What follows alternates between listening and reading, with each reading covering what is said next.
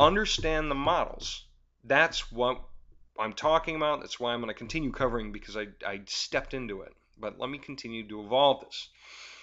What happens next? Okay, when you have programs come up with rosy pitches and many of them outlast their expected death date. They should have expired, but they didn't. The problem you've got to follow is exactly what you would think comes next. The people who are close enough to understanding what's going on, because they were part of those systems, or partners, or they were just there at the time, and they saw them unfold, and they watched them begin to die, and they saw them bounce back, which may have confused many of them at first. It's like, how can they get away with that, becomes the new phrase for these guys. And the answer is because it's the wild, wild web. You can do a whole lot. That you wouldn't ordinarily be able to do with a brick and mortar business. So now you have new guys who watch the models turning profitable, especially because no one's really doing work in the background. The numbers are inflated, they're not real. The testimonials are faked, they're not real, and so on and so forth. And yet people are buying on excitement. See, the only way to sell a false system with inflated everything is to lead away from logic and quit selling a thing logically, or as though you were an academic or a teacher, and start teaching it by pitching it at you with more and more excitement. Your assumption is, if they're excited, there's got to be money in it, and I want to be part of that.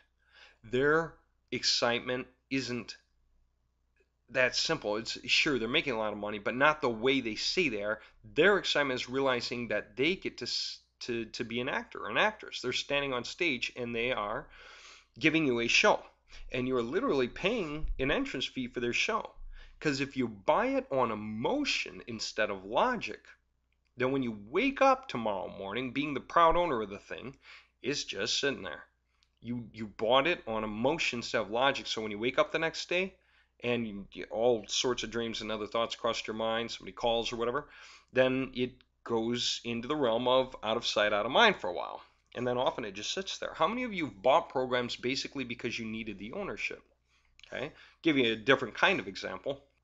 I felt one day like I needed to get in better shape, and yet I didn't want to get very far away from my computer. I knew I needed to go jog, but I didn't want to get far away from my computer. So I went out and bought a treadmill, an $1,100 treadmill. Had them ship it and set it up in a corner of my living room. All right, living room in that office. My office was actually a second apartment in the same apartment complex we lived in. And I remember the phrase that came out of my mouth. It wasn't what it should have been. When I got that thing and it was all set up, turned it on, saw it run, I should have said, okay, I've got my treadmill now, and so I'm going to start exercising on it. Instead, what I said was, okay, I've got my treadmill. And it proceeded to collect dust ever since. It just sat there. Ownership, right? You sort of need to hoard it. And so if you're sold on emotion, it's the wrong motivator most of the time for most of us. Most of the time, if it's sold on emotion, instead of logic or passion, I will separate passion. Guys like me, I don't sound excited. You never hear me sort of pitching the phrase, you're going to make a lot of money here. And you will. If you're serious about our stuff, you will. But I don't hard sell like that. I soft sell much more intensely than I hard sell. You don't hear that wild excitement. What you hear is passion.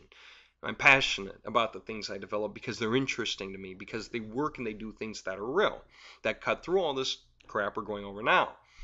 Okay?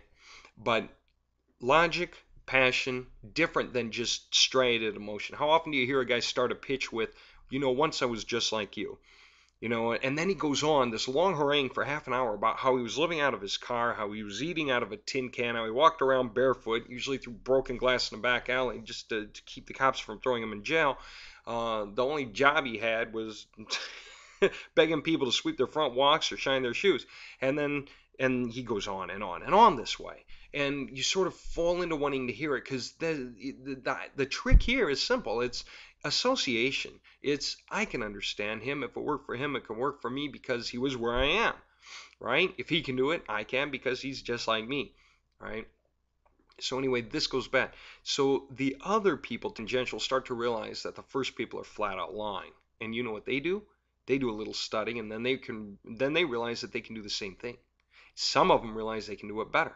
And so they go do the same thing and do it better. And the whole blasted thing is sold on excitement. When you hit pages and they're just screaming excitement at you, figure it's probably false. Okay? Now, when I talk about things like why website traffic exchanges don't work, when I talk about things like why safe lists don't work, when I talk about things like FFAs, when I talk about why software you bought worked for the first few days and then failed later, okay? Understand not a list that you write down. Website traffic exchangers, scratch it out, strike through. Safe lists, and you strike it through. Don't do that, because it's not going to tell you anything you need to know about the future stuff you're going to find out there that doesn't have a name right now. You need to recognize that most everything on the internet these days is a spinoff. All right? It's not true that if there are 100 safe lists, one of them has got to be legitimate. Not at all true. There used to be that truth. Not anymore. What you find is when one person created an idea, most of the time the whole idea went outmoded. But what you find, and maybe one or two managed to flourish for some reason. They came up with some new twist to the theme that did work. Okay? But the fact of the matter is, for those one or two that do, it doesn't mean that they're on the front page of Google when you do a search for safe lists. Trust me. One or two do. But for those that do, there's this whole mass load that are false, because a bunch of people figured out how to create programs that say all this stuff. They sort of become experts at 10,000 hours plus at how those systems sell and how they're set up, and how to hide the fact from you that your stuff never came through. And for instance, you ever join a safe list and you're sending emails out, and you're sending emails out, you're sending emails through the safe list, hundreds of thousands of people, and you have no idea if anyone read any of them. And if you ask the owner of the safe list, hey, do you have a back office that can show how many people read mine? Chances are he'll say, actually, no, it's just too hard to program, or yes, we're going to do it one day. Both answers are identical, different words, different way of holding you at bay. Or you're going to hear something like, yes, we have one. And that's worse, because if that blasted thing ever does show that you're getting a bunch of hits, it's a lie. Somebody is clicking away on the links that come through just to make it seem like it's you. I went to a hype rating program once and saw a bunch of bouncing smiling icons across each of the hypes there. And I started hovering over the smiling icons, and sure enough, my IP address was showing up in a bunch of those places. Somehow I was voting on particular hypes as being great paying hypes. And yet I was in none of them. None of them. And that's because the owner just realized, how can you verify the information? You would not know who to contact to verify the IP address. You would know who to contact to verify the hits that are claimed to be happening on the safe list, so on and so forth. Okay? When guys say that they're going to guarantee mailing you out 5 or 10,000 emails, all right, to targeted people, it's not true. But what they know is you can't verify that anyone got any of them. When guys say that they can get you 1,000 guaranteed signups and people start signing up, notice carefully the email addresses. A lot of them are going to say NARC, N-O-R-C, or N-A-R-C. At least there was a time that happened, and a lot of them are going to come out of China, say. And you're going to slowly understand that when you paid this guy $30 to get you 5,000 guaranteed visitors, he has an affiliate system somewhere, a lot like pay to read email, where people are signing up to programs for a penny each. You paid him 30 and he pays out 15 into this affiliate system that a lot of the guys are in China. They can handle $10 to $15 a day incomes. If they can get it, they're happy as the blue blazes. All right? And so there's whole massloads of people who are signing up to your programs who are never going to look at it again. They sign up through a bulk email service. I guarantee you, here's the way to start to check that. Try to contact these people that signed up to your program. Respond to the email address with, I don't care, a free gift. First guy to respond to me gets $100. You know what you're going to find? Dead silence.